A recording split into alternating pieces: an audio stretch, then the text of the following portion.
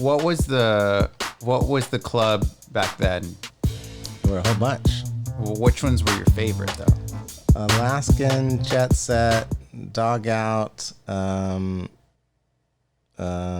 Imperial, Trevino's for sure. Yeah. That was kind of like the nice, swanky, affordable place. The little. And then we'd started out with dinner with the parents at La Cucaracha, of course. Okay, yeah, that was classic. Yeah. Fogata was a big one, I think, Fogata too. so I did prom at Fogata. Oh, yes, as many people did, right? That was the yeah. fancy place that you go and you spend $20. And it was awesome every single time, for sure. Did you ever go to La Mansión? La Mansión, for sure. Yeah, that was a good one. That was a good one. So I mean, I don't remember ever being in some place with as white a walls as La Mansión. That's what I remember and too. You felt like you were royalty, right? Yeah, that's a sense of customer service. Yeah. I think that I have not experienced in this area. Fogata comes close. Another level. Yeah, for sure. Yeah, yeah. It was like 6 people would come in, and everybody would deliver all the food like all at one time, right? The service was top notch for sure. Yeah, that's definitely a place that it is a loss that we don't have that, and the fact that that my kids growing up in the same place haven't had that same experience that I got to have as a kid kills me. But it's a different time. It is much different time. You know, sometimes I wish that somebody would make a movie about that era. So funny story. You say a movie. This is a book, but there was a friend that we had. You're quite a bit younger than I am, but there was a guy named Ricky Roo that I grew up with, whose family owned some of the places across the border that all of us visited as kids and students and then as young adults. And I mean, he was great at promoting and running the clubs, but he wrote a book.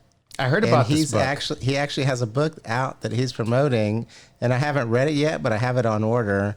And I think it's dynamite because from what I've heard from those that already have read it and have reported on it, it's kind of like a history of everything that we went through as kids going on back and forth across the border and the experiences that we had in Reynosa and how his life has transformed and changed, and he's kind of grown out of that time period and now has a completely different outlook. And I'm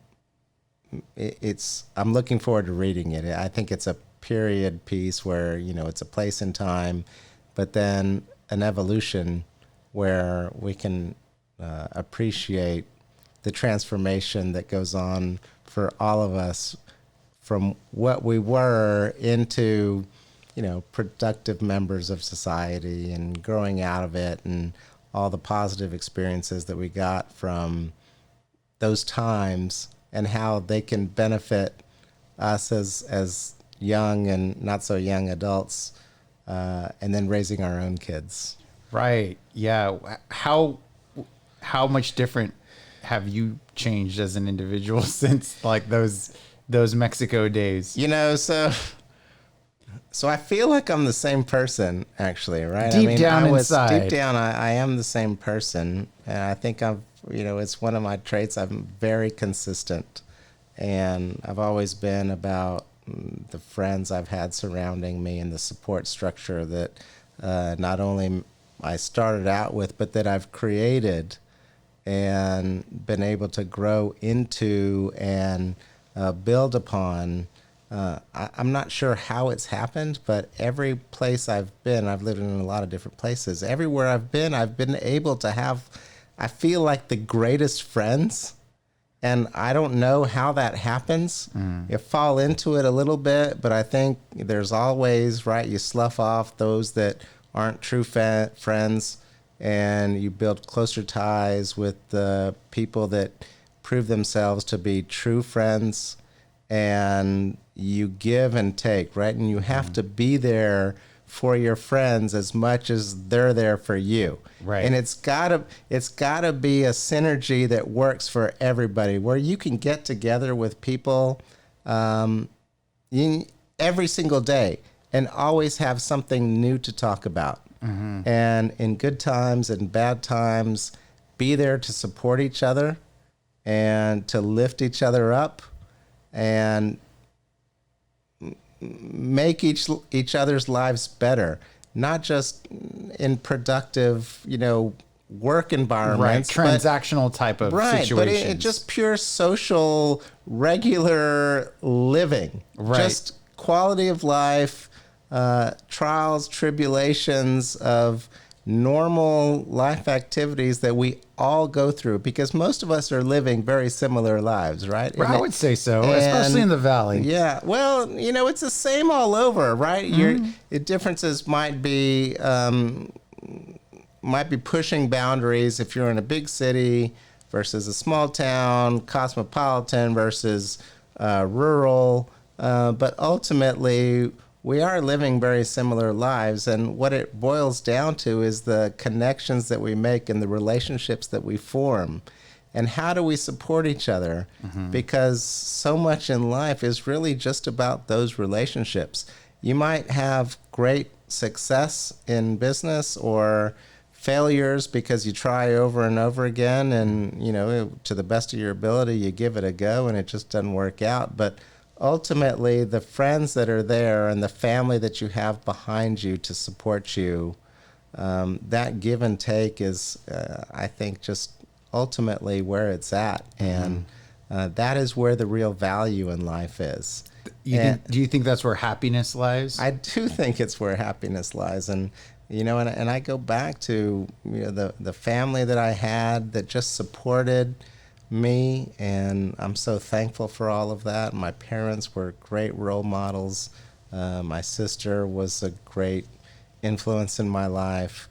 Those were great. That was a great, and my friends growing up were just dynamite, and I could depend on them. And I wanted to have all those, whatever experiences I had as a kid before I went off to college, and then into the professional life, because those were always going to be my true friends. But one of the things that I think I've just really been, fallen into, luck or otherwise, is falling into a group of friends in whatever situation I've been in whichever city or state that I've lived in.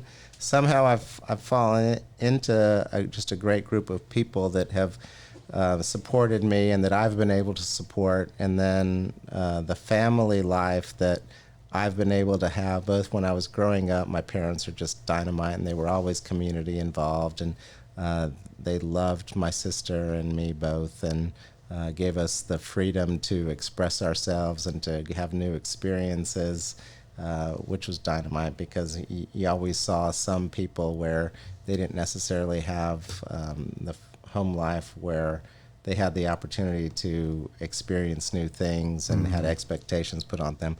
But in my family, we had the opportunity to try new things and to succeed and fail, and it was always going to be based essentially on our ability to push forward and to make our own path, and to be given the free rein to expand our wings and have success. And if we had setbacks, well, you learn from that. Right. And how wonderful is that? And then, I was lucky enough to marry a woman that was a strong woman who had all her own stuff going on, and we'd support each other. And she had great success in her professional life, and then, and she sacrificed some because we were raising a family. She stepped away from a career path that. And what did she do? So she was. So I went to Texas for law school. Nice. She graduated from UT undergrad, and I had an opportunity after graduating law school to go out west and take a job with a big firm, and so. She already had a dynamite job at a big advertising agency in Dallas, and went to Arizona And I took a... And you all were together at this point? We were, and then we got married shortly thereafter while we were out in Arizona. But I was working at a big firm, and she was working as a marketing executive for a healthcare company. And I would, we would support each other there, and she had a great time and a great job. And one of her responsibilities was helping set up for spring training with the Chicago Cubs, nice. Which was one of the ball clubs that her healthcare company was a sponsor of. So we got to go to Chicago Cubs spring training games all the time, and that was just wonderful. That's awesome. And then moved here to McAllen, which was a huge change. And she is she originally from here? She is from Tulsa. Okay. Great, wonderful parents and a sister there in Tulsa, and my kids have first cousins in Tulsa now. A great family, great relationships. And y'all met in college? We did. We actually met quite a bit earlier, okay. But we got serious in college, and that's where we started really dating, and the rest of that is part history, is history. Yes, as they say. We came back here, and I started working. The reason we moved was to kind of develop a new set of company experiences and take advantage of opportunities that we thought were available in Texas. My dad and his partners had an opportunity in Austin, actually, that was going to just be another level, and needed somebody that was going to drive that development, and then we'll just see what happens. And so we did that. We came here, and she had already been in the healthcare sphere, and so she took a job at one of the hospitals in the marketing department and did wonderfully there, and then became the marketing director at La Plaza Mall. Oh, really? Yeah. So after my development in Austin happened, and that was a success, when we kind of went to the next phase, she was actually the higher profile person as the marketing director at La Plaza Mall. And I got to meet so many people actually through her involvement in the city, and I can still remember the switch over from 1999. This is going back a ways, right? We're talking history here. But this is a 20 yeah, this is old. This is old history, but it was neat. It was like, right, the world's going to come to an end in 1999 Y2K. on the switch over to the Y2K. And so she was the marketing director at La Plaza Mall, and she would tell me, and I've got to get together with the police chief and dealing with the city and the hospitals, because there was concern that the electricity was going to go down, and what are we going to do with all those in the hospital that are dependent on ventilators and other electricity supporting equipment. So they were off in a bunker, trying to make sure that the world doesn't collapse on the Y2K. And I for that short period of time, I got to take the back seat, and she was the high profile person, and she's brilliant and does a great job. And but then we had kids, and she took a step back to raise our family, and thank goodness that she did, because we've got two wonderful kids. How old are they? Yeah, so my daughter is a senior. My son is a sophomore. This is just senior at Mac High. This is such a weird time, right? Running for mayor at the very same time with the very same deadlines. Election day is May 1st. It's the same exact day, May 1st, that my daughter actually has to make a decision on where she's going to spend the next 4 years in college. And she's a great student and has had a great experience at Mac High, and she has a number of options, thankfully, and she's worked hard for those options. But they're out in California looking at schools. We've got stuff in Texas and Louisiana, and hopefully she's going to make the right decision. But we're just trying to support her. I'm just saying it's just kind of a weird time. Unfortunately, those timelines converge, and so my wife is there supporting my daughter as she's trying to make that decision, and I'm focusing on the mayoral race, and missing out a little bit on that experience. But both my wife and my daughter are great about sending the links for FaceTime and other webinars that we get from the various colleges, and it's just one of those things. It can't be avoided. So they just try to incorporate you, involve you as much as they possibly can under the circumstances. Yeah, and then maybe turn me off when I'm saying stuff that they don't want to hear. Right? They're like, Dad, yeah. So do you want her? Personally, would you want her to lean a specific way? Because it sounds like she's got a lot of opportunities. My entire family went to UT. We're all Longhorns, and so there's a little bit of that. But really, we just want what's best for her. And there's actually a couple of universities that look like they might be fantastic landing spots that aren't UT based, and I think that would be tremendous also. And really, she's earned the right to go wherever she wants to go, and hopefully she'll make the right decision. But even if it isn't, whatever it is will be a great experience. And I went off to school. I thought that was great. I got a whole different experience, and there's value in those new experiences. And for anyone that is lucky enough to be able to take advantage of that, I would certainly encourage it. Yeah, I mean, to be able to have those opportunities. There was something that I read or heard or something. I don't honestly, to be honest, I don't read books. I just listen to them. So I always get these little tidbits of information, little slices of information. And one of them was a lot of the success that happens in your life is really based off of, more than anything else, good decision making. Yes, there's luck that's involved in a lot of the quote unquote success, and success can be defined in multiple ways, but is about those good decisions. And there's always those pivotal moments in life where you got to make one of those decisions, and you're just hoping that it's the good one. Yeah. So,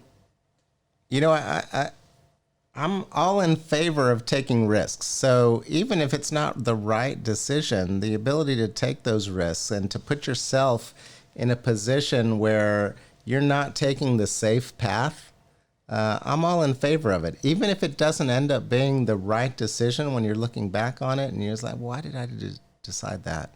I think there's value in the path that you take. And there's very few things that you can't come back from. Right. And the ability to take, the path less traveled. They always say that is a big thing. And I'm fully in favor of that. And I think it's great. And you mentioned the book that you read, and right, we all read books in our formative years where you get that experience and that thought in your mind. And I have so many that made marks on me. And but ultimately, you try to just make sure that if you have the ability, give your kids the opportunity to express themselves, have new experiences, and that's the way that they get the experience and the exposure, and ultimately can benefit their growth, but benefit the world as well, and benefit their society. Because if you don't understand kind of what's going on and have experiences where you get to see how other people are living and what is going on in a community that is not your own and is not your own experience, but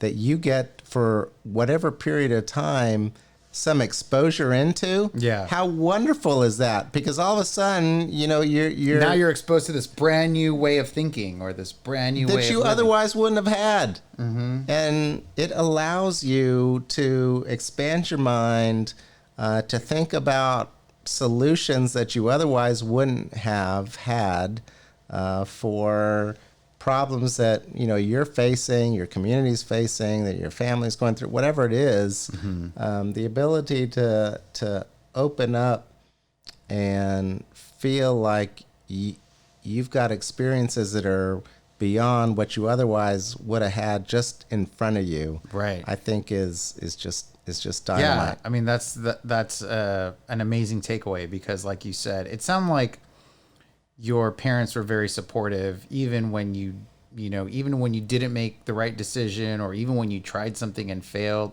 I think that those failures that happen in life, some of those things are might be direct. Some of those things are very indirect and beyond your control. A lot of things I think that happen in life are indirect and beyond your control that you would consider a failure. So a lot of it, so I did very well in school, and so they knew that I was going to make my way kind of regardless, and so they gave me a wide berth, and I'm very thankful for that wide berth. And I try to have the same outlook with my kids because they're just wonderful kids, and they've proven themselves, and they're working incredibly hard and doing really well in school, and so I feel like they've earned the right the same way I earned the right to set a path. And if I wanted to do something that was a little unconventional and not just go to the local expected university, then great. So be it. Yeah. So be it. But ultimately, right, you've got to work hard, and you have to buckle down, and you've got to prove up that you understand what is important and what is extraneous.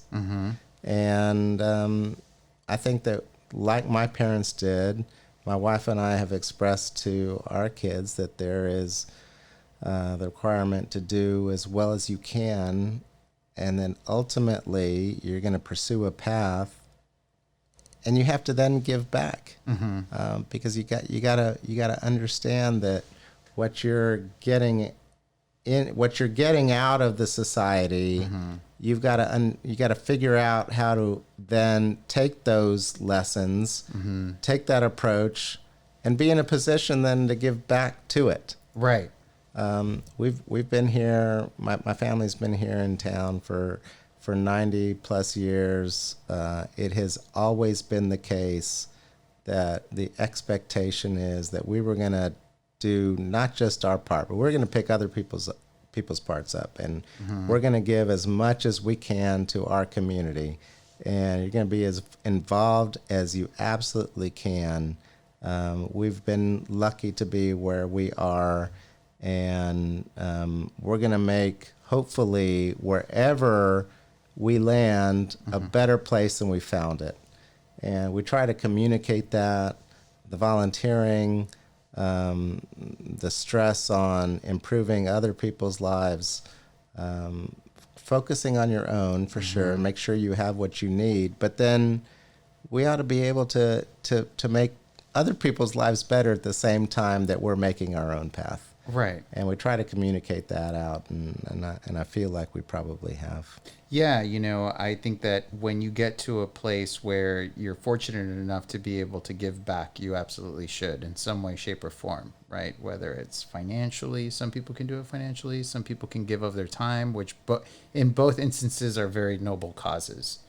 And yeah, I think we you do as a member of the community, and with all of the businesses that you and your family have had and all of those things, I mean, you're definitely a big part of McAllen. And so you said that your family's been here for 90. So one of the great things, let me interrupt a little bit. One of the great things about running for office here, which I had never had an inclination to do. Yeah.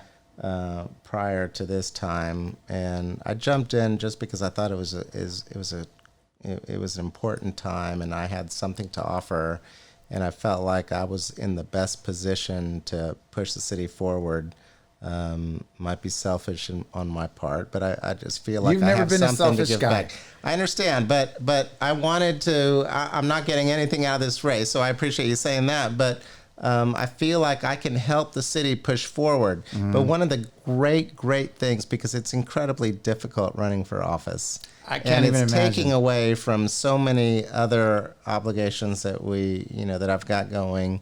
But one of the great things is having the number of employees that come back, because we've had, thousands and thousands of employees, and we've had up to 500 or 600 at a time.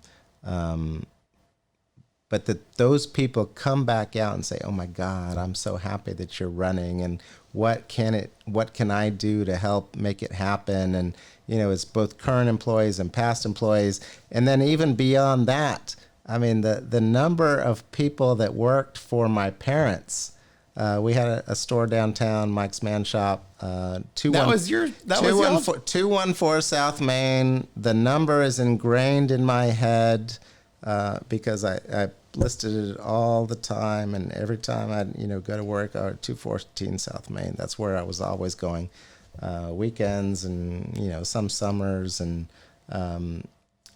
But these were right.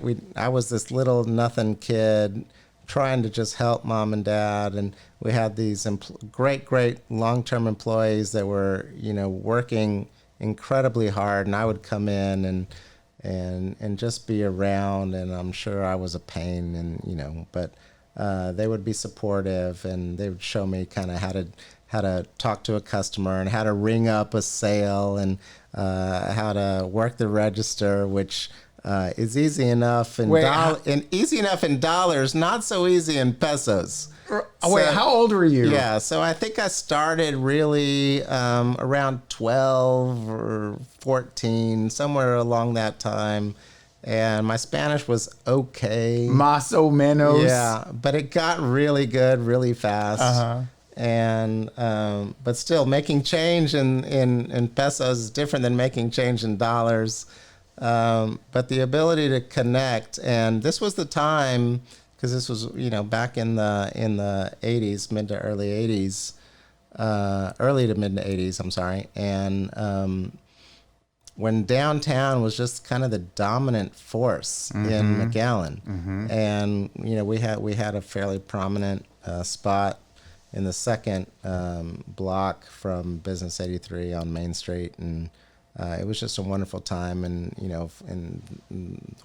it would just be neat. Right? You'd start early in the morning, and then lunchtime would come, and I'd get to meet my dad and Alter Holland and Jan Klink and the other business owners that Massos that were always fixtures in downtown, and we'd go to there was the kind of the original Coco's that was down there, and we'd take a break for lunch, and just a wonderful time. And I would just sit back and just kind of listen to the stories, and it was just a neat time. And there was so much business that was going on, and then at the end of the day, we'd see what the register would say, and you kind of recap and get together with the employees before everybody would then go home.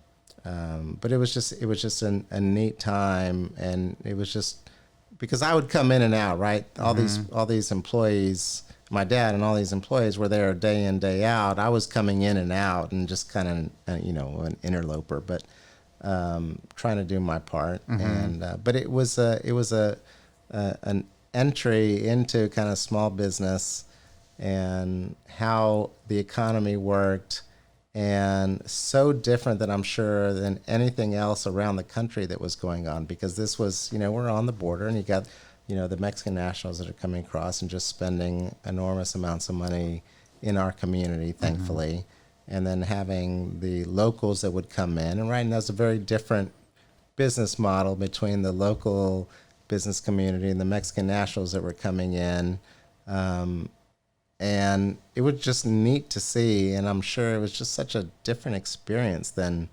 anyone else around the country got to have. And again, I was just a very tiny part of this, because most of the time I was just focused on school and sports and being a regular kid. But that experience, I think, was formative, and I got so much out of it, and thankfully I did, because I didn't know that I would be moving back to McAllen and being integrated into the community and involved in so many different organizations, and but I had that to fall back on, and I could always connect, I feel like, with people, because I had those experiences and the ability, not just experiences, but the ability to communicate just from a language level, and I think it's wonderful. Yeah, I mean, McAllen is definitely very much in its own space, and you really don't know all of the things that you've talked about so far, like the family, the support, if if McAllen is anything, it's really all about the people and all of the people who have had the vision to be able to drive a lot of these things forward, take those risks, and do things that were non-conventional to be able to drive the city forward to where it is. Because when you look at McAllen as a whole, in the geographic space, I mean, yeah, we're in a border town, but we're not right at the border. You know, there's no port. There's no, you know, it's just any. There's no port, but and we're so far geographically from, you know, Austin, where the government is located, and Houston, Dallas, where, you know, the majority of business happens in the state. But we're a land port, and we're one of the largest land ports, you know, in the country. And thank goodness that we've got MEDC and the free trade zone, because it has transformed our local economy. And I think that sometimes gets lost, that we are, you know, along with Laredo, which is just, I mean, kicking it, you know, booming. And the infrastructure that they have in place is just so impressive. And this is an aside, but we need to continue communicating with our state and federal reps to make sure that we're getting access to enough transportation dollars to keep improving our infrastructure, because I mean, you know, Laredo is the single largest land port in the U.S. Is it really? And I didn't know that. We're a fair amount behind Laredo. We need to make sure that we're getting enough transportation dollars to increase our infrastructure, because we shouldn't be that far behind, and we are. But we have enormous opportunities to increase that business, to increase the bridge revenues, to increase the number of people coming across in our border bridges, to improve to increase the amount of business that is transacted here locally. But it is a model. We need to make sure that we're getting our dollars. That was just an aside. Yeah. But we're just a huge land port, and it just kind of gets lost in the shuffle sometimes, because, you know, we're 300 miles from Austin, where decisions are made on, you know, at the state capital regarding who's getting what transportation dollars, and certainly from Washington D.C., which is assigns the federal dollars for the federal ports of entry. But we need to be on tables yelling and screaming and saying we need our dollars. We're driving the business that is so important for the entire country, because that is the reason those interstates are growing as big as they are. Yeah, because we have so much coming across our borders that are then going to all parts of our nation and all the way north to Canada. Well, it starts here on our border, and we're the ones having to deal with the difficulties. You need to be funding us, and so often we're not getting the dollars that fair share. Our fair share. Thank you. That's exactly right. Yeah, I agree with that. And I mean, there's so many different facets to McAllen that kind of drive the economy. Definitely, you know, our friends across the border in Mexico are a huge part of it. But I mean, what are some of the things that you feel are like we're not really quite hitting, other than transportation? Yeah, so there's been a transition that's gone on over the last few years, where international travel, international trade has moved a little bit kind of to, you know, the Asian countries, where they've taken such a hold on the manufacturing side. And I think that is really where our opportunity lies. I mean, if you think about it, we are now in the prime position to take advantage most of anyone almost in the world. And I'm just so excited about that opportunity, because I feel like if you put me into office, just get me in front of a company, I don't care where it is, and I'm going to talk about why they need to be here, because with the new USMCA that's replacing, we're getting a little technical here, but go for it. Okay, so with the new USMCA trade treaty between the U.S., Canada, and Oh, Mexico, right, yeah. that replaced NAFTA, NAFTA. and the new requirements that involve increased requirements for manufacturing components in the U.S. as opposed to elsewhere. And then on top of that, somewhat because of the pandemic, but otherwise just because of what's happened with storms and otherwise the just-in-time manufacturing processes. It used to be that it didn't matter if stuff was coming from China and it was an extra week or two to cross the ocean in order to get here. But the just-in-time manufacturing process with the pandemic difficulties has lengthened that time period and is really affecting businesses. And it should be because of the manufacturing process, in addition to the new USMCA, every single company in the world should be locating right in the valley. I mean, we can service the entire central part of the United States, but we're also on the border and such easy access to the manufacturing that's already in place in Reynosa. And the logistics are such that we ought to be able to have those companies locate here because they can service not just the U.S., but then into Central and South America. I know I sound like a homer on this about Well, it. you kind of should be if you're running for mayor. I think that we are just absolutely in the prime position where every company should want to be here. And I just feel like just get me in front of those companies and let me talk through it. And let me talk through about how we've got this young, dynamic, bilingual workforce that is just capable of transforming any company's business because they're going to be so much more qualified. And thank goodness that, over the last 10 years, our local school districts and STC and UTRGV have started to really cater programs to train our young workforce to be work ready for these new companies that are located wherever they are. They could come here and the manufacturing process can be handled here locally.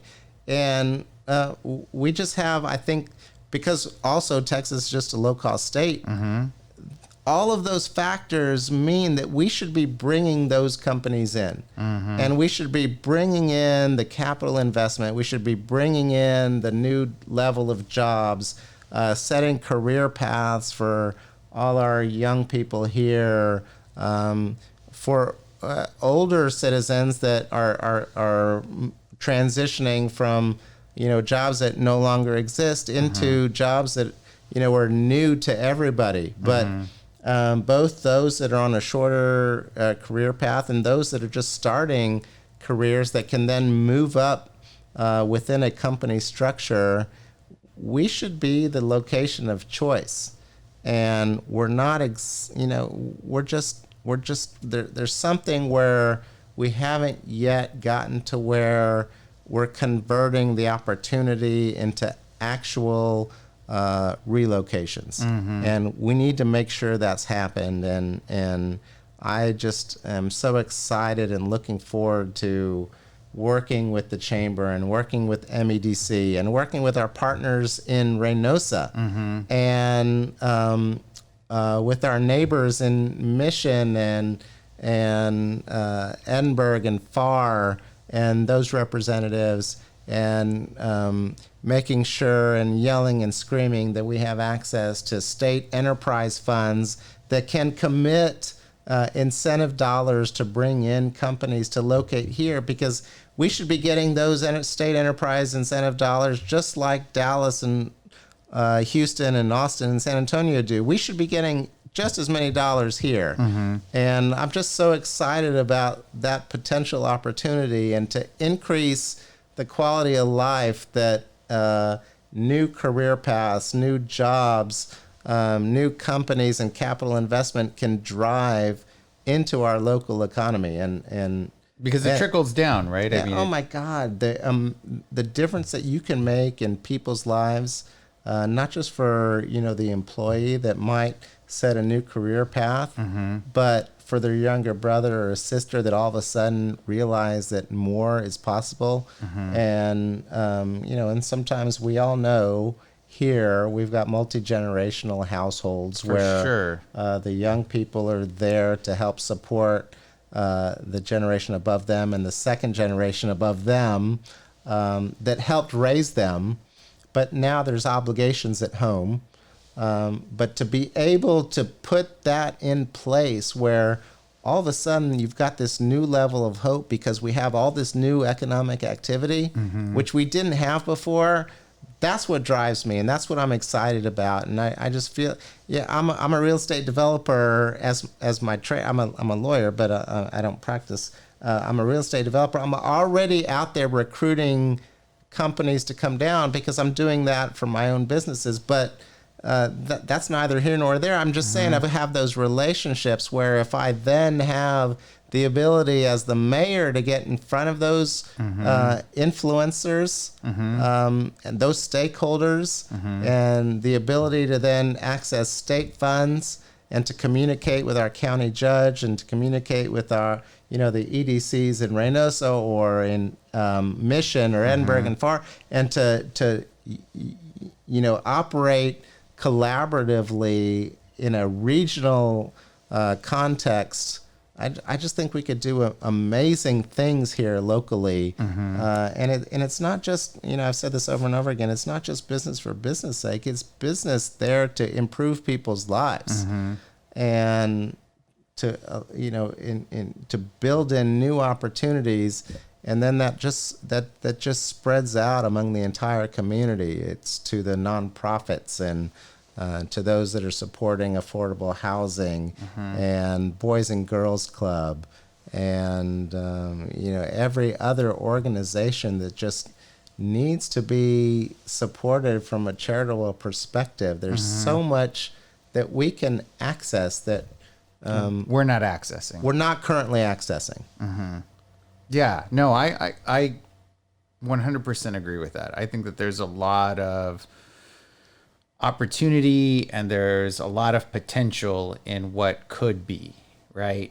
So if you had the magic wand, because we just talked about it earlier before we kind of started this thing was... Yeah, I'm sorry I took over a little bit. No, hey, the last time that you were in this building, it was because, we're trying to pass a bond for better schools because as McAllen kind of being the hub of a lot of the things that are happening, you don't want you don't want to become, McAllen ISD does not want to become an inner city school, so to speak. And that's kind of I don't mean to say it like it's like a negative connotation, but that's kind of what's familiar when you talk about inner city and that kind of thing. So, but there's been other initiatives too, right? Like, I think there was an initiative too about like having a really nice, tennis court kind of arena to be able to play, sports and quality of life and all that. So the issue really that you're alluding to, right? I mean, there was a school bond and perhaps it wasn't run exactly the right way, and maybe they overreached a little bit or a lot. But the school district does need capital investment. We need to work through those things. The school board has its own, the school district, has its own board. They're going to decide on those things. But there are focused levels of capital investment that can be made and should be made. Our students deserve as good a facility as the others throughout the state, and we need to support our school district, and we need to make sure that there's a collaborative environment between our city and our school. And I've said before, I think currently there's a joint meeting between the city and the school every 3 or 4 months. That's unacceptable. You think it needs to be... If I'm elected, there will be some sort of city representative, whether it's an employee or an elected official, at every single school board meeting, so that the city knows what the school district is doing as they're doing it. The school board knows what the city is doing as they're doing it. The issues are so integral between them, right? When we're trying to recruit companies and people to town, almost the first question asked in every interview is, well, what is the school district like? Right. And we need to make sure that our school district is a district of choice for every company that is coming to town that we're trying to recruit. We're lucky to have Dr. Gonzalez, who's had enormous success and was a superintendent of the year. School board is doing a really wonderful job, but we do need to prove up additional capabilities and improvements in the capital environment where we can make it where our students can continue to succeed and compete on a state level. But it's important that we build those collaborations and make sure that we are the location that everyone wants to be at. Mm-hmm. Yeah. And first choice. First choice in every regard. Mm-hmm. And we need to recruit companies that are going to be those that aren't companies of the past, but companies of the present and the future that are kind of on the cutting edge and that are going to be growing.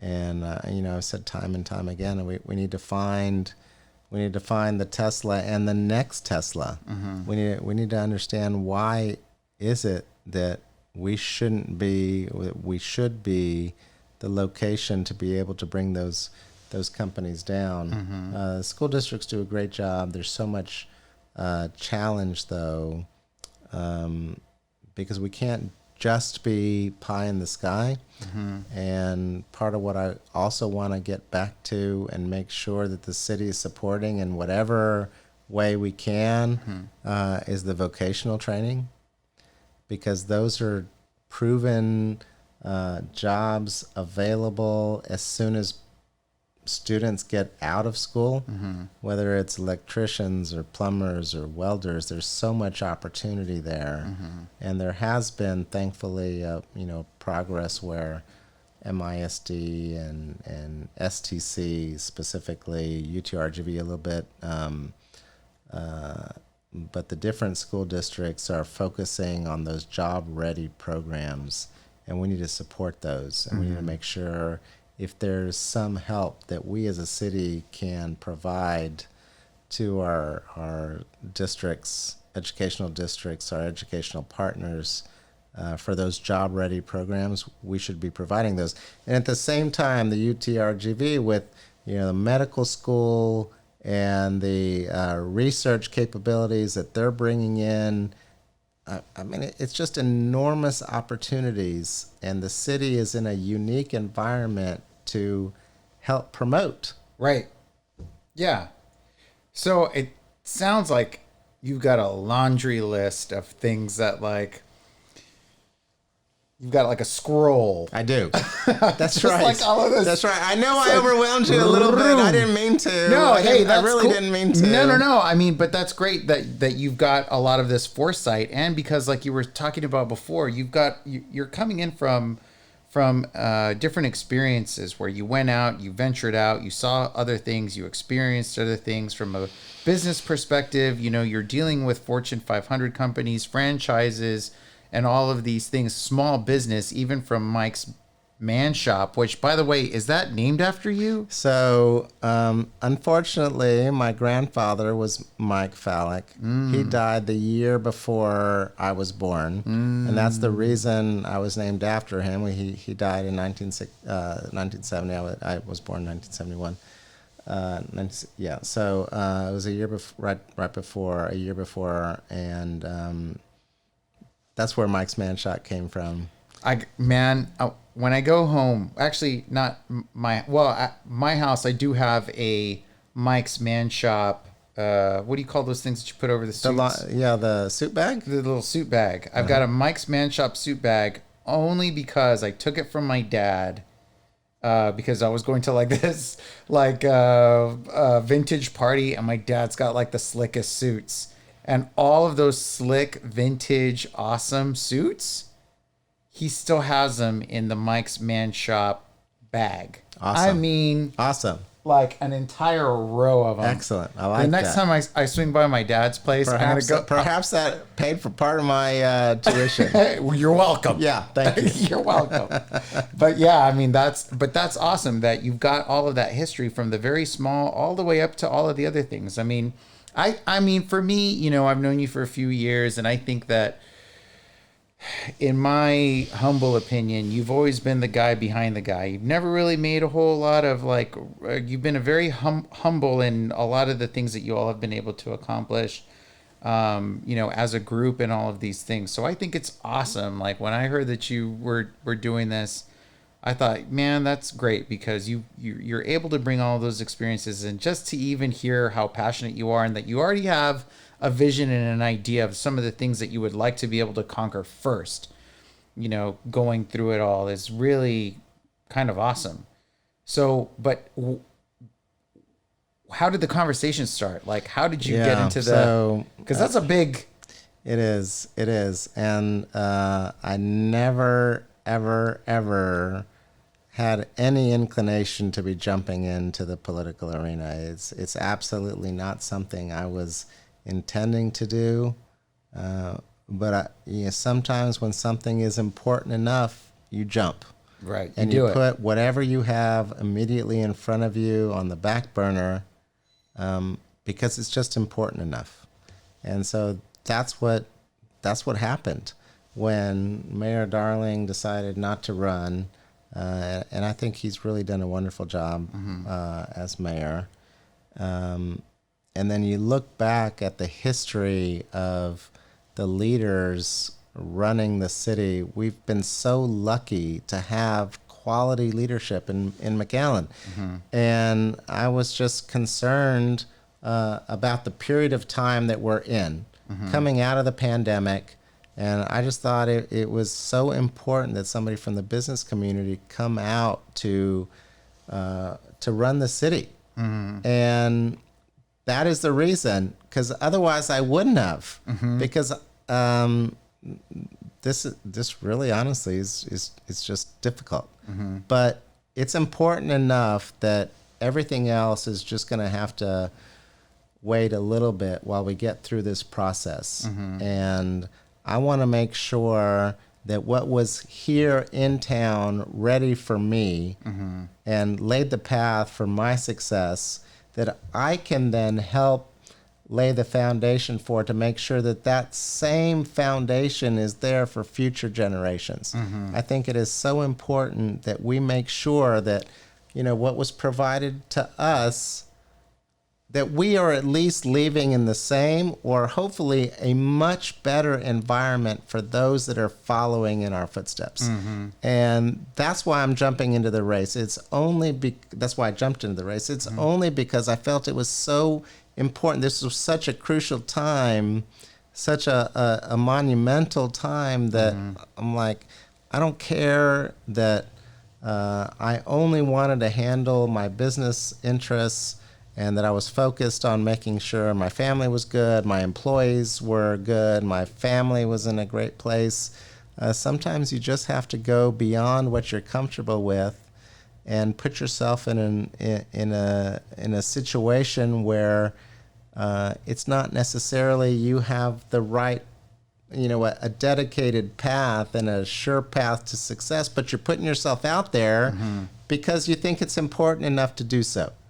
And this is kind of the way I think that I've led my life. And you know, going back where you and I first met in Leadership McAllen, when I was, I think I was program chair. I wasn't yet chairman of the organization. I was program chair, but I got so much out of that. I was in class 20. My mom was in class 1. Wow. Yeah. With other business partners, but she was in class 1, and my dad was involved on setting up MEDC, kind of way back then when that was being set up. And I've always felt that the Leadership McAllen program, which I was so happy you went through, and we got to be great friends through it. But it is so important to set the next generation of leaders capable and interested enough to spend the time to do what's right for our city, our community. And, it was just a wonderful organization. And actually, if you go and you look at any city board, any civic organization now, it is going to be stocked with Leadership McAllen alumni. And I think that it I think it's a testament to what was set in place all those years ago at a difficult time, when they set up that program. And I was just so thankful when I was here as a young professional before I really got involved in a lot of stuff and was able to go through the program in Class 20 and then as chairman of Class 30. And I think they're on 41 now. That's crazy. Yeah. And I think it's just important to pass it forward. Yeah. You have to. I in whatever it is that I do, I am hopeful to leave something better than I found it. And I hope that I can always say that about whatever it is that I'm involved in. Well, if you are doing all of the block walking, because I spoke to you a couple of weeks ago, you're doing all the block walking, you're walking 10 miles a day, you're doing a lot of stuff, and you're doing it at a point where your daughter is making decisions on her own on the same day, you are definitely you're doing things for the greater good, and going for mayor and running for mayor is, I would imagine, kind of a little scary. You're putting yourself out there, but they always say, like, it's definitely a courageous thing to do, because courage is not another thing that I read one time was courage is not the absence of fear. Courage is having the fear, but going through with it, and because it's the right thing to do. Right.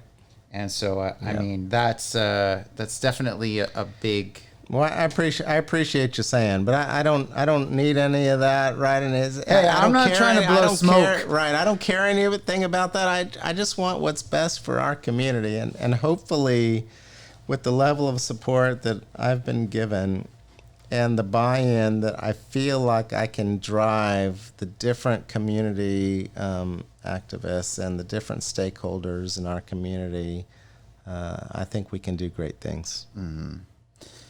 Yeah, and so going back into like your family and kind of all of the things for the people that don't know, Mike's Man Shop, you all have MEDC, MEDC, all of these things that you all have been like. Where did your family? Because it's been 90 years, so yeah. So they came down here. My grandparents came down here during the Great Depression because these were just where jobs were, and thankfully they kind of made their way entrepreneurial all along. And I'm just continuing that tradition really. But my grandfather and my grandmother were just. From what I hear about my grandfather, because I didn't know him, just a great person, and then my grandmother, thankfully I got to spend quite a bit of my childhood with her, and she was alive all through that period of time and through my education.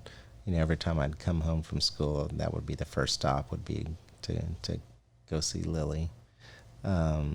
Just a great resource. And then my mom and dad have just been just wonderful role models, and I'm trying to do that for my kids as well.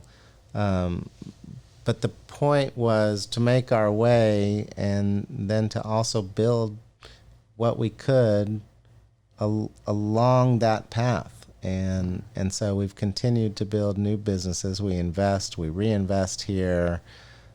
We headquarter here. Like I said, we've had 500-600 employees at a time, but everything is locally based, and we build all through the state, but it's still all being run out of McAllen, and we try to promote from within. I think pretty much every general manager of each of our various businesses. At one point was Started at the bottom. Started as an hourly that made their way through the system. I'm thankful to have wonderful, almost all, actually, strangely enough, almost all female managers and CFO in our organization, and that doesn't matter either, right? It's always just on qualification. It shouldn't be gender based. It shouldn't be race based. It's on qualifications, but we promote based on ability. And how wonderful is it to be able to deal with the same people that really I started with here in McAllen 20 plus years ago that are in our organization. I think the great majority of all of our managers have been with us for 15 plus years, and we get to see their families and their success, and it's really gratifying. Yeah, I mean, you have to take care of the people that take care of you, and thank goodness that they do, because I couldn't tell you how to run a hotel or how to check in a guest. I set the overall vision and path, but thank goodness we have qualified, wonderful people that care and that are supremely competent at their jobs, making it easier on the rest of us. Yeah. So if you had a magic wand and you could do whatever you wanted, you become the mayor of McAllen. What do? What's McAllen look like? I get out there, and hopefully I set a positive vision for those that are working hard every day here in our community. First off, right? Police and fire, code enforcement, water and sewer, keep McAllen beautiful. Foundational institutions. The blocking and tackling of city workings, so that everybody knows that their lives are just going to work here in McAllen. That the drainage is going to be functional. That we're going to fix the mobility issues. We're working on the synchronization of the traffic lights.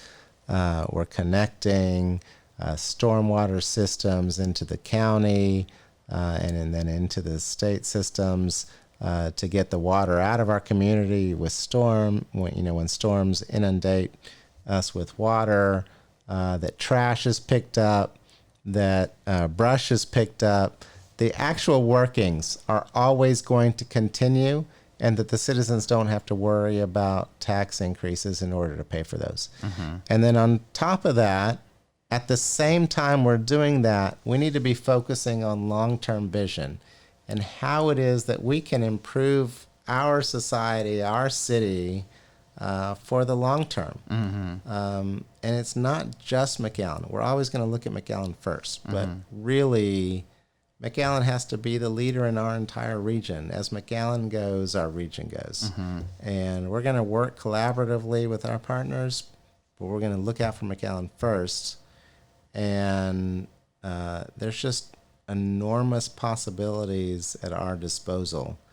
And we're going to collaboratively improve our region so that everybody is benefiting. And we're going to solve those those long-term problems, the economic issues, little by little, and improve the quality of lives and the opportunities of our people here. When one of the questions that was asked recently on one of the forums I was at, right, because it's just nonstop, one forum after another, which is great. You have to reach out to each of the individual constituencies that are out there.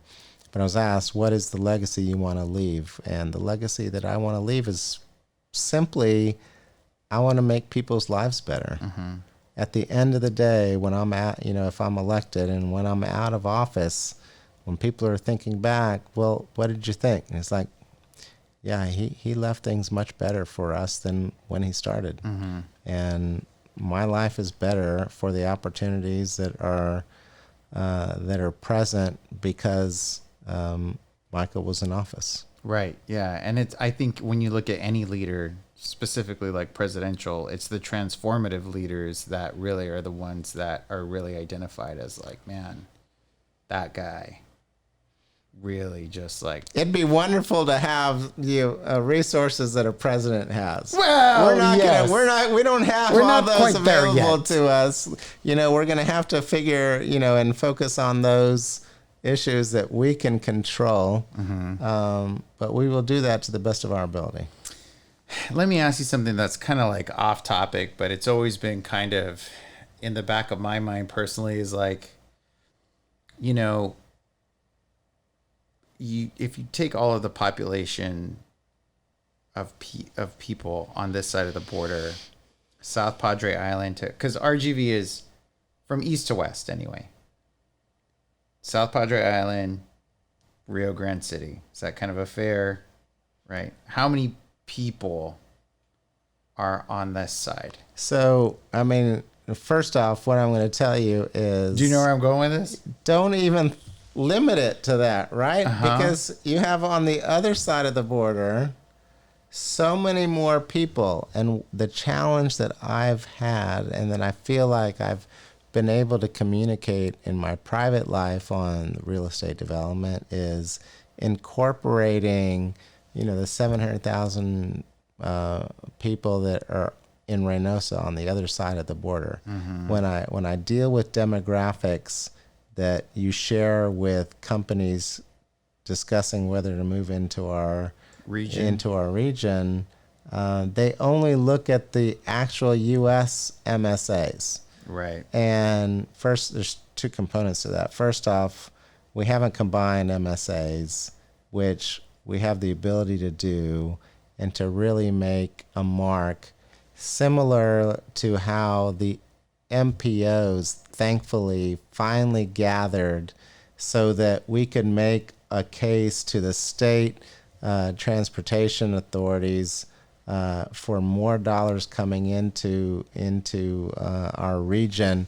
All of a sudden we have such greater access to state dollars for infrastructure, and thank goodness the MPOs finally combined, and kudos to the different stakeholders that did that. McAllen, Mission, Edinburgh, Farr, Hidalgo, Cameron County, kudos to them for finally passing that mark. We also need to do that in terms of forming MSAs so that we can operate and sell ourselves to companies and state and federal communities about the number of people and the spending power that we have here locally to attract more business. That's the second thing. And then the next level is somehow convincing, because I'm going to do this in conversations anyway, but getting some kind of official count on the number of people, right? If you take a circle and you just draw a circle around a point, and it doesn't end at the border. Right. It keeps going. Every company that's looking at our region to incorporate here and to set up new businesses, they do a semicircle. and they don't take into account all this population that's on the south side of the border. And they'll tell you how they form, this radius on how they're looking at what the population and the spending possibility is. They take a diameter, and I was like, yeah, but you're cutting it off. I mean, that's only a semicircle. What are you talking about?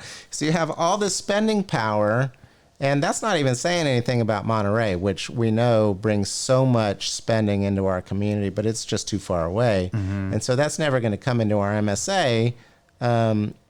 But you ought to be able to at least incorporate the spending power and the population on Reynosa to communicate that to potential companies, to companies potentially looking at investing and locating here. I'm going to continue to communicate that message, but the ability to somehow get that into official reporting that can be blasted out nation or worldwide as to what our actual population and spending power is here locally, that's a challenge, and we will figure it out. But even if we don't, I'm still going to be talking about it. Right. And if I'm in a position to get in front of those companies, I will be harping on it, and I will make sure that they understand what the actual numbers are. And then we just, on top of that, because of the COVID challenge, the pandemic challenge, my God, we just need to get these bridges open. Yeah. And it's a huge issue, and it's affecting our overall economy. And we're past the point where those bridges should have been open, and we got to get them open. And we have this wonderful infrastructure to enable our community to succeed, but we're hamstrung because the federal government hasn't yet listened closely enough to our local community to say, yeah, you're right. We should reopen. But we got to make that happen sooner rather than later. There's always been this sort of quality of life issue. And when you talk about businesses coming in, a lot of their major concerns are like, okay, well, we're going to bring all of these people from other areas. Those people, whether they're in the workforce or they're the workforce spouses or whoever they are, they look at schools and they look at quality of life. So, like, what are your thoughts on what's an improvement that we can make? So, you're talking about the whole package, really, is what you're talking about. And I think that's the right question to be asking. And the majority of my conversations have been about setting a business environment that makes it where we've got a cost-controlled, low-tax environment, but we're taking care at the same time. We're taking care of all of the standard quality of life issues. I've said before, time and time again, the streets and the police and fire and infrastructure, all that stuff. Make sure that works, and we've got an environment that is pro-business to allow for growth within our community, job opportunities, career paths. But we all know that the other social components are so important to make it worthwhile to live in a community. It's not just go to work, come home, go to work, come home. We have to make it where you really are proud of where you live and you enjoy living in your environment. And so much of that has been historically a productive conversation here in McAllen. We've taken perhaps a little bit of a step back, as most communities have through the pandemic. And there are challenges here, just like there are challenges everywhere. But we need to make sure that we've got the environment, first off, for the businesses to succeed, so that we've got great restaurants that we love to go to. We've got the theaters, we've got the grocery stores, we've got the wonderful Performing Arts Center, which I think has been an absolute home run for the city, and I applaud the city for building that facility. But there are other opportunities that we have. One thing that we have really lost out on that I think people have forgotten about are the wonderful cultural events that we used to have in the Civic Center in McAllen. Yeah. I can recall and just loved at every single opportunity the quarterly beef syndicates. Yeah. The Rotary, Oktoberfest and crawfish boils Yeah. that happened in our community I love each the year. crawfish boil. The Junior League Dias Festivos that went on for a week every year during the holiday season. And the other events that would happen in our civic center that just brought the entire community together. I can recall those things, and they brought the community together. North and south, east, west. You would see people at the Beef Syndicate that you would only see at those events, but it would bring such connectivity throughout the entire community that you would feel like, man, I really belong in this community. I see all these people that, even though we have zero interaction on an occupational level, Right. the fact that we can get together socially at least once a quarter, and at these other events even more so, in this communal space, I think it was enormously important, and we lost that when we made the decision to knock down our civic center, build the convention center. Now, we all know that building that convention center activated that entire western part of the city, and there was a ton of capital investment and real estate development that happened out there, and it was good for the entire city. And it created additional taxable value on our rolls, and the convention center has been a source where we can bring in business from outside the community, but it has left a void in the community activity that we used to have that would bring us together. So one of the things that I have been thinking about as I've been running for office here as mayor is, number one, either tweak the real focus of the convention center so that there is more of a community focus, and it may be incompatible. It just may be incompatible because the point of the convention center was to bring in outside dollars. Right. And we need to be able to do that. We need to be able to open that space and hold it so that we get conventions from elsewhere. But it is a very expensive space. And what has happened over the years is that it priced out our local community. And those events that used to happen that would bring our entire community together have disappeared.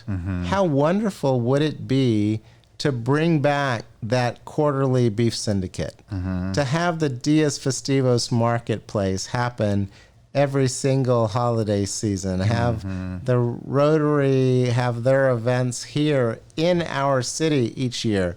I do think there's an opportunity to look at a new civic center, a pure civic center that is focused solely on our community, that can just be a very simple space. We need to build of a size that can handle the amount of people that we would want to bring together, but wouldn't be of such a price that would make it difficult for our local charitable organizations to host events. We could look at that, and how wonderful would it be to be able to bring back those community events, those organizations that meant so much to all of us, and replicate those experiences that we used to have. Now, of course, it's got to fit into the budget, and if it doesn't, then we need to find grants or other sponsors that are going to pay for the new center. But it is one thing that I think that we ought to be looking at that nobody has really been talking about, because it just kind of lost top of mind discussion points. But I think that there is so much value in bringing our community together and bringing in people from, like I said before, all parts of the city to come in together and to just get to intermingle and enjoy each other. It's a huge possibility that is something no one's really talking about, but I think that can ultimately improve the quality of life of our entire community. Yeah, and I think that going into that, the convention center was built with a purpose, like you said. Bring in outside dollars, bring in outside conventions, and I think that was one of those things where you almost lost sight of all of those other deals. So what you're talking about is formulating a new space to be able to have to create a new space for those community events to live in, as opposed to, hey, having these community events fit into whatever the convention center That may not work. That may not work do. because that wasn't the focus. Right. It's a square peg in a round hole, or whatever. That's right. Whatever that's that exactly is. right. Yeah. And so to be able to say, okay, well, here's this other opportunity. Let's create a brand new space that this portion of the community can live in. That the community can appreciate and enjoy and be proud of, and that we can celebrate those that want to volunteer for different organizations, and that can create this, energy and collaboration within our own community.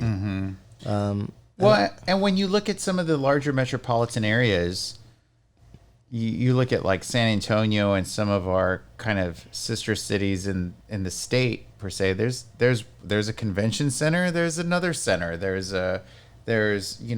one arena. There's two arenas. I mean, going into San Antonio, there was the Alamo Dome, and the Alamo Dome was too big to fit the Spurs. It was originally kind of meant for all things. Yeah, but so that one was its own mess. I don't want to get into that one per se, but I mean we have areas where land price is such that we could develop a very simple but large space to host these events that I think the community would get enormous value out of. And at some level, you take such pride in the community events that we get to experience communally, and we ought to celebrate that, and we ought to celebrate the successes that we can have internally in our own city, and that have been such a huge part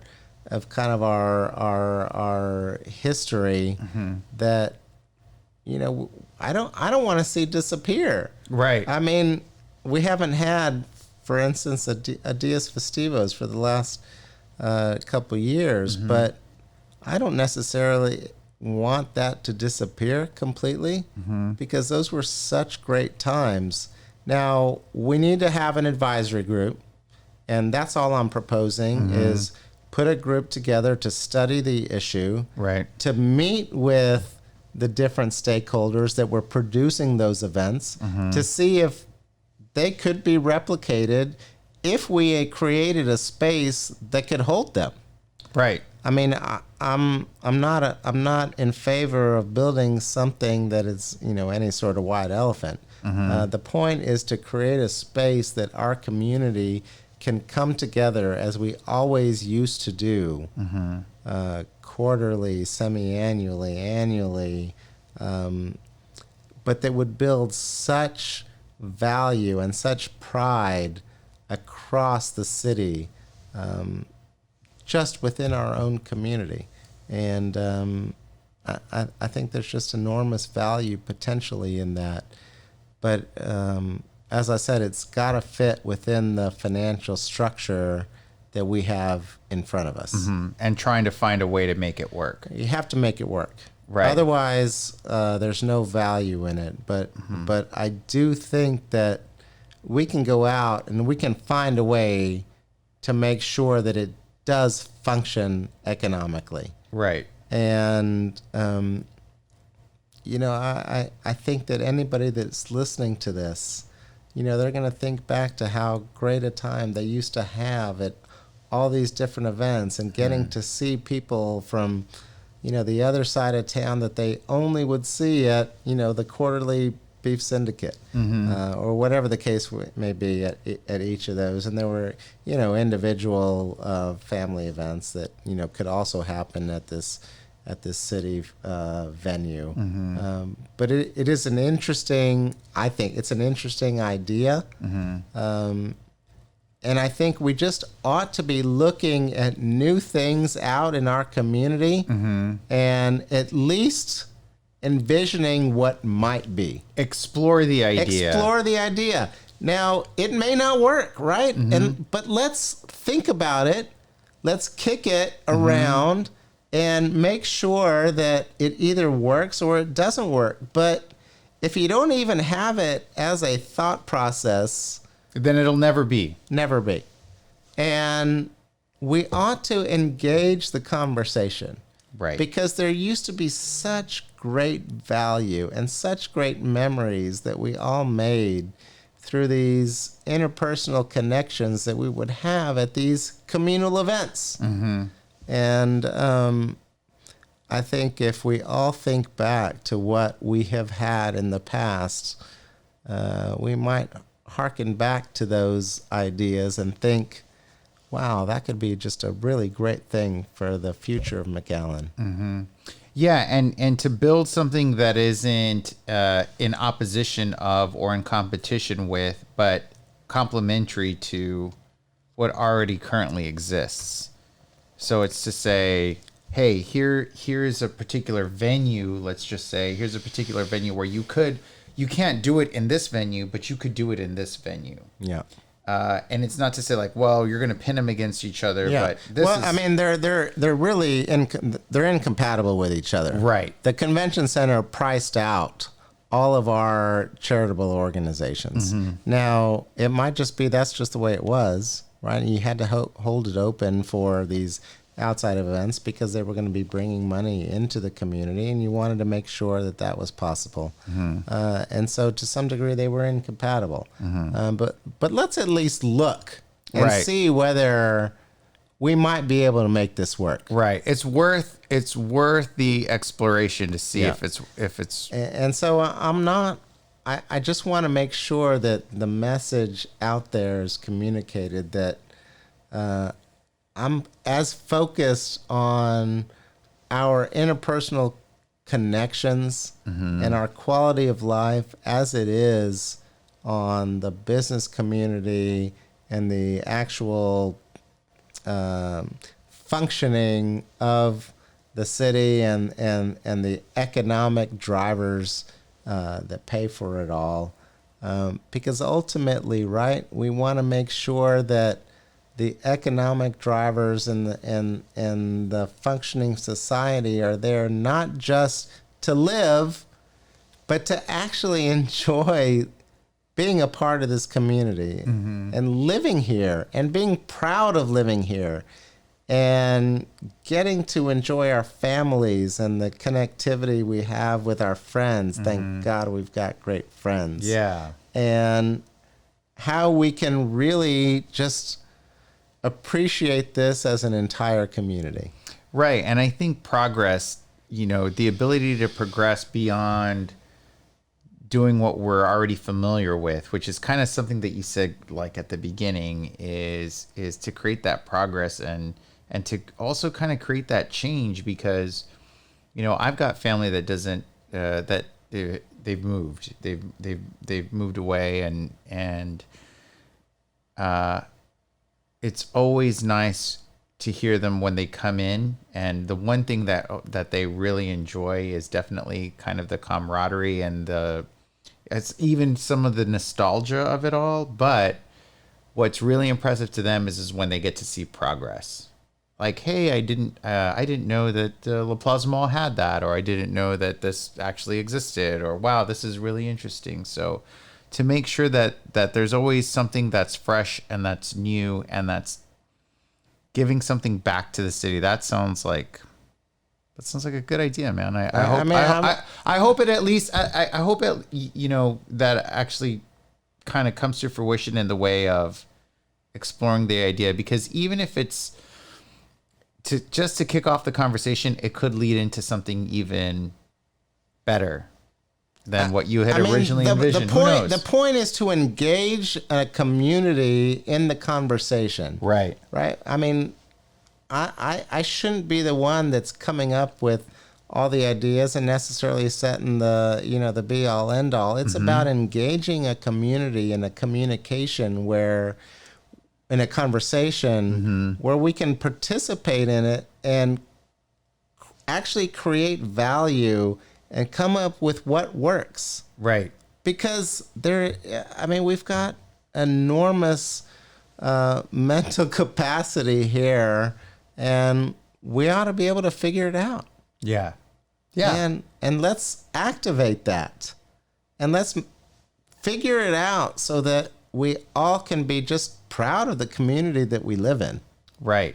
Because you have the ability to create change. Everybody really does if they participate, which is kind of the reason that you got into this race in the first place. Yeah, but you want to have a government where you are activating the populace to be participatory in the entire process, so that those best thoughts can come out of it, and we can figure out how to make it all work. Because government doesn't always have the right decisions and ideas.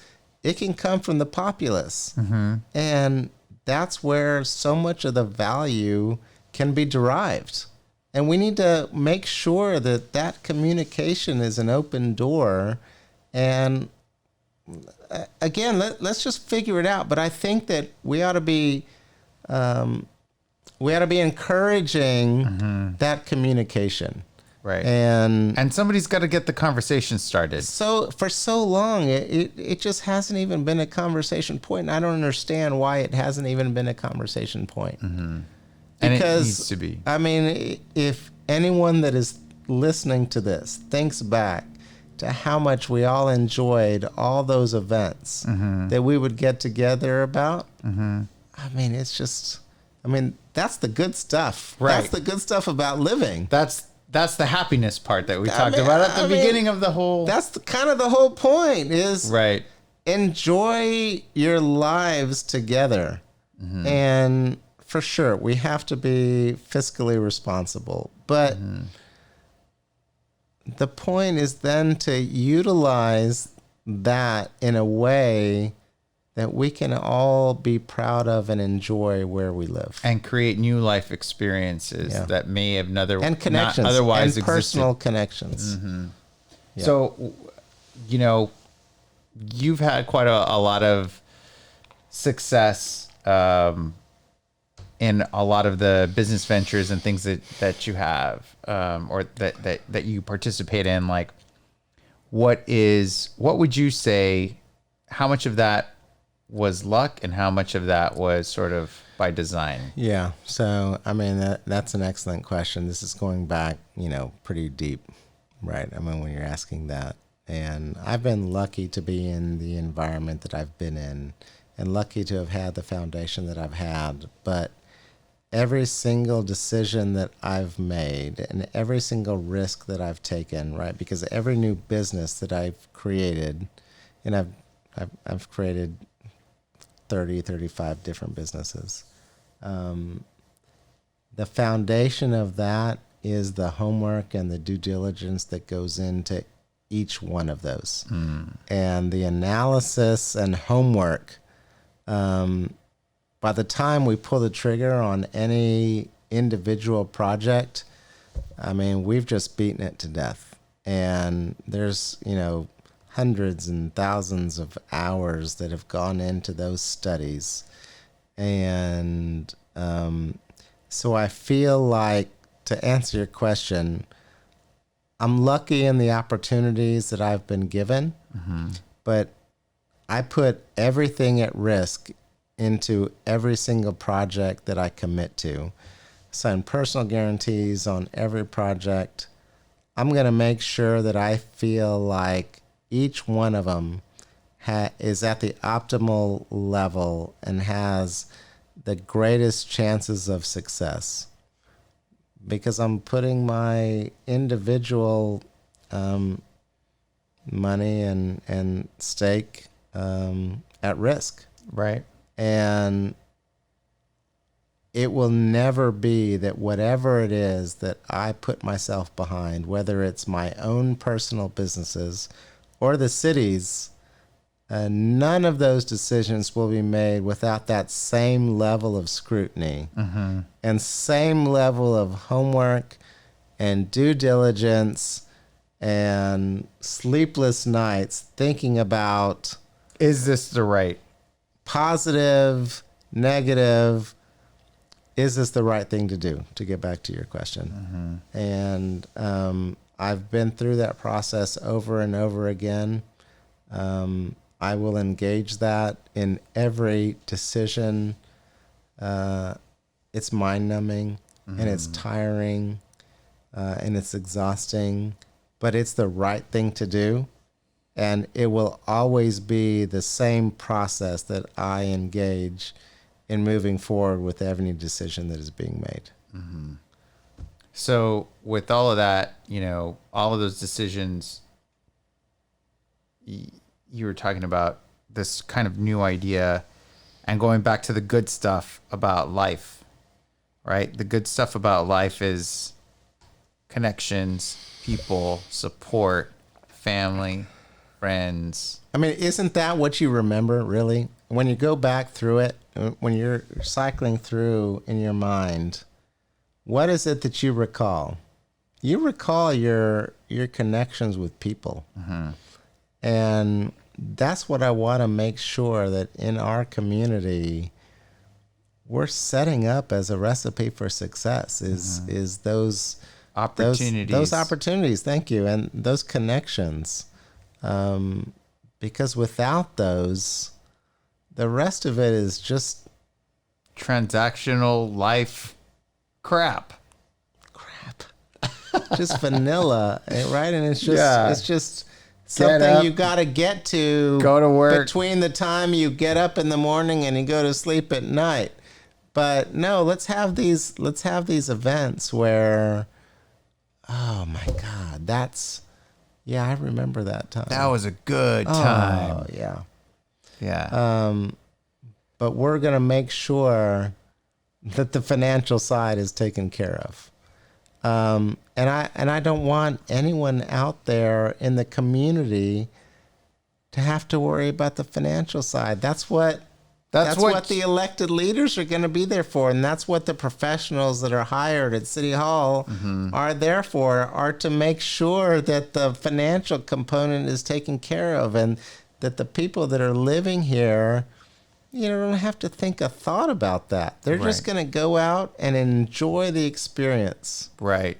And how wonderful would that be? That would be awesome. Yeah. To be able to put people in a position for ultimate prosperity, whether that be quality of life or financial opportunities. And just to be proud of the community in which they live. Like, I'm from McAllen, and McAllen kicks ass. Let me tell you what we just had. And they don't even have to worry about how it was being paid for, because our elected leaders are going to figure it out and make sure that it was all done appropriately. Right. And that nobody had to worry about increased taxes to take care of it. It was within the realm in which we're all living. Right. Within the scope and the allocation of funds to make it work. Yeah.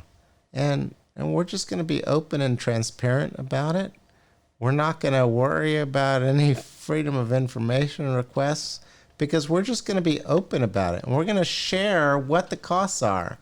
And we're going to be out there. And if anyone has a question, we're just going to answer it. Right.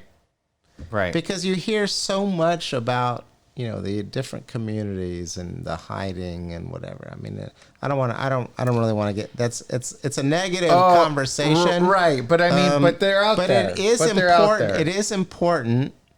But the point is to be open and transparent about it. And let's just all recognize whatever it's going to be and make a decision. It's either worth it or it's not worth it. And let's be open and honest about it as a community. So kind of treating to me, it sounds kind of like treating the financials just like you would your personal finances, right? You got to make sure that before you go out and do these things to enhance your quality of life, like vacations and things like that, you got to make sure that your bills are paid. You got to make sure that you're doing all the right things. You got to make sure that your family's taken care of. You got to make sure that the mortgage and all of the things are in place. And then, hey, if you have extra money and you can afford to do it, enhance the quality of life. I didn't even have to answer it. I mean, you already answered it. Yeah. I think that's tremendous. Yeah. That's exactly right. Just handle it that way. Maybe I don't need to run. Maybe you No, can, no, maybe I you would can never. run. I would never. No, you take it. You take it, Jerry Sanchez. No, you take man. it. You are a noble person, man, and I really appreciate your time. I really appreciate you coming in and doing this, man. I just really feel like if more people kind of knew where you were coming from. You're coming from a very noble place, and you're doing things with all the right intentions, and that I think definitely needs to be shared with the community. I appreciate you saying that, and it is true. And I'm only here for the best interest of the city. I'm only here because I'm from here. I intend to be living here. We are raising our family here, and I care so much about the community that we are living in, and I want what's best for us all. And that's that's it. I have nothing to gain other than being proud from where we are, and want to make the best of it for all of us that live here.